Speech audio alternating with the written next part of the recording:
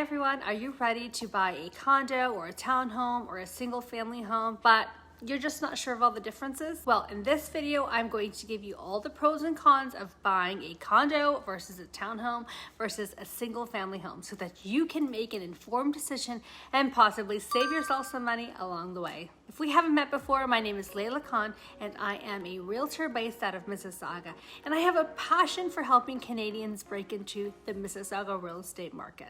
Now let's get right to it. Let's start with a condo. And what the hell is it anyway? Condo is a type of ownership where you own the units, but you have a portion of the property that is a common area for everyone to use. And you generally have a maintenance fee associated with the maintenance of the common areas. In townhomes, there are many types of townhomes, and I will be linking a video going more in depth of what types of townhomes there are. What constitutes a townhome is when there are 2 or more walls being shared with a neighboring property, depending on if you're a corner unit or not. Single family homes, or you can say semi-detached or detached homes. Well, a semi-detached home is when the home is sharing one wall with a neighboring property, and a detached home is self-explanatory. It is detached and a standalone property. So let's get to it. I'm not going to get too much into the process of all of that, but just very briefly, first of all, you should get a pre-approval to figure out your affordability. Also consider things like your family plans, the locations, where you need to be in terms of proximity to work, maybe family, maybe you have a little one and you have family helping babysit. These are basic common sense things and I won't get into it. I'm going to assume you already have all that figured out. So I'm going to actually go more into a practical life comparison of what it would be like living in these 3 different things and all the things that you have to consider living there on a day-to-day basis. All right, let's start with condo. You do not need to take care of maintenance, which is a great bonus for many people. It is taken care of. No need to shovel, cut the grass. If you live a very busy lifestyle, maybe this is the right fit for you. If you are new to real estate market, a condo is typically easier to break into in terms of the real estate market because they're obviously a lot less expensive than a single or a detached home. It's easier to make 20% of your down payment of the condo, as the condo are typically less expensive than a single family home. For those of you who don't know, if you put less than 20%, there is a mortgage insurance that is placed on top of your mortgage and your payments can increase substantially per month. The great thing is condos also have underground parking, which are usually heated, so you don't need to clean off that snow off your car. And for many people, it's a great bonus because it can get pretty wild here. Access to amenities is great. You might have access to a concierge, pool, gym, party room, more than just an elevator. The downside is elevator waits can be long, especially at peak hours. However, typically no stairs, and it's great for people who are maybe in wheelchairs or have issues climbing stairs.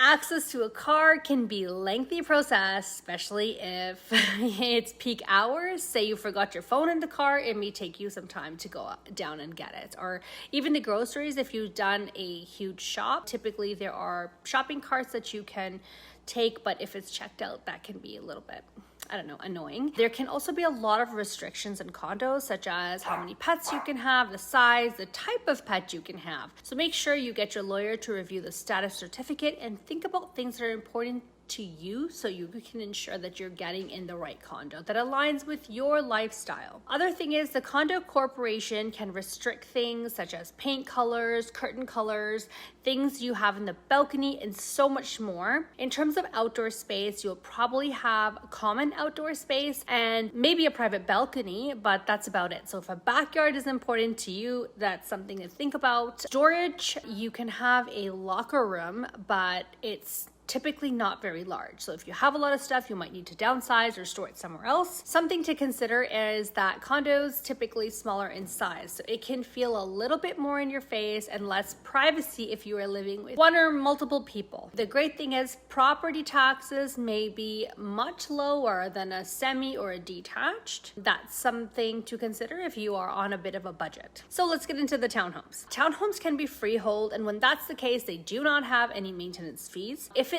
does, the fees can vary depending on the type of town that you have. I'm not going to get into too many of like the types of towns because I have another video on that one. Townhomes are a good medium in terms of pricing compared to a condo and a single family home. So typically not as expensive as a semi or a detached, depending on the size. yet gives you the space and feel of one with a little bit of a lower price. So it's right in between the condo and a semi or a detached. They may or may not have underground parking. If not, then you have to clean the snow off your car.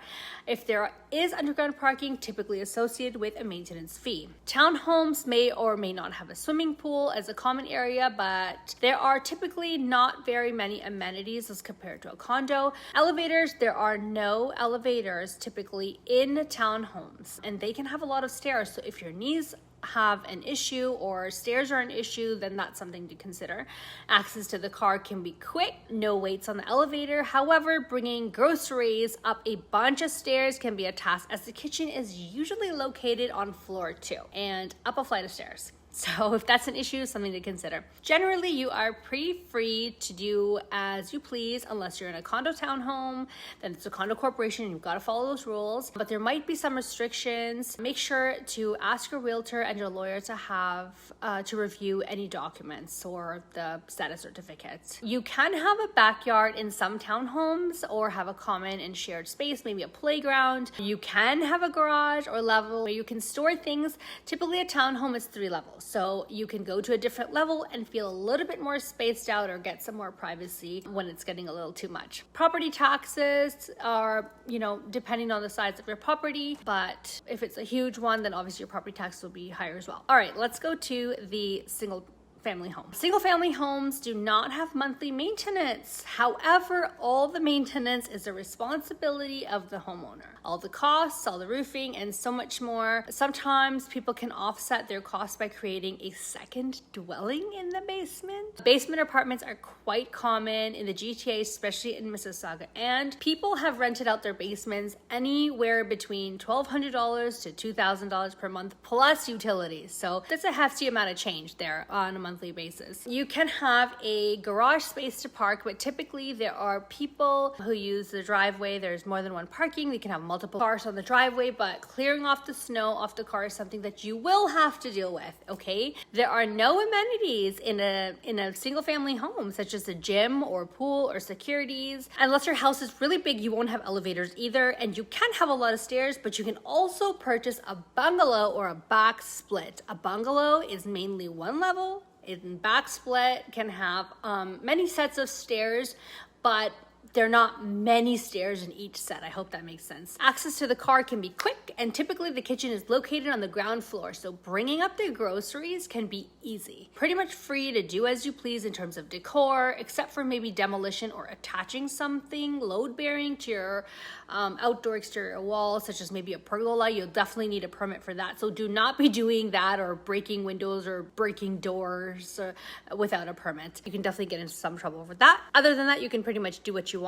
Semis and detached homes, 99% of the time I would say have homes. I have seen some detached homes that don't have backyards. I've seen a few in Milton, which have completely blown my mind, but anyway, that's a whole different story. Don't even get me started on that. Most semis and detached have backyards. So there's typically a lot of outdoor space to entertain or maybe have a playground if you have kids or if you like to host. Definitely more storage space. Many homes can have a wine cellar, a cold storage, garage, possibly a shed for outdoor storage. Typically larger than a condo, more levels, anything between 2 to 5 levels. You can certainly have more privacy. Way more than a condo, obviously. Comparable to a townhome, I would say, depending on how the layout is. Property taxes are obviously going to be more than a condo. Generally, it's depending on the size of your home, of the lot, etc., etc. So make sure that you take into account your annual property taxes of what the previous owners are paying prior to purchasing it. That's a wrap, guys, and I do apologize for the light going out. I guess I didn't charge it, but I was on a roll and I'm not going to stop, and I want to make sure I get all these points out to you guys. I know that was a lot of information in this video, and if you want them in notes, go ahead in the description and download it in point form so you can sit down and really compare what you guys want, especially if you're analytic personality. Me? I love the notes, so go ahead and download that. Another thing I want you guys to consider is things such as your family plans, your lifestyle when purchasing as well. So if you're a single person with a very busy schedule and maintenance is something you don't think you can make time for, then probably a condo is a better fit for you. But if you're someone with a family, maybe a small child, and who maybe, I don't know, has another one on the way, then it could be maybe that a townhome or single family home works for you. But really, it's your own preference. I've seen full-on families that love living in apartments, that live in apartments and condos, so whatever works for you. I hope this video has helped you guys in thinking of some practical things to consider. If you can think of more, go ahead and comment, and if I like it, I may just pin it. Thanks for watching, and please like and subscribe. It keeps me motivated. Until next time, toodaloo, guys.